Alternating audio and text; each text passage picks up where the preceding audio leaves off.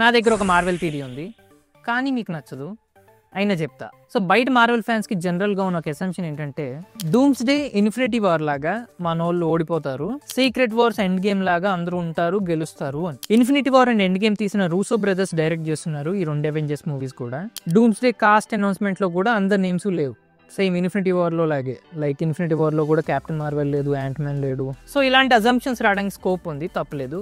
కానీ నేనేమంటా అంటే answer Avengers లోగోలోనే ఉంది. ఫస్ట్ అవెంజర్స్ మూవీ లోగోలో ఏ దగ్గర సర్కిల్ చూడండి ఫుల్ ఉంది, అండ్ సినిమా అయిపోయాక అందరూ బాగానే ఉన్నారు.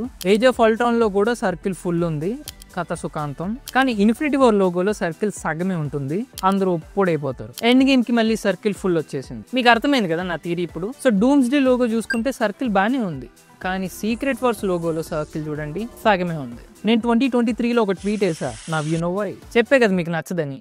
నచ్చే కూడా చెప్తాను, సబ్స్క్రైబ్ చేసుకోండి.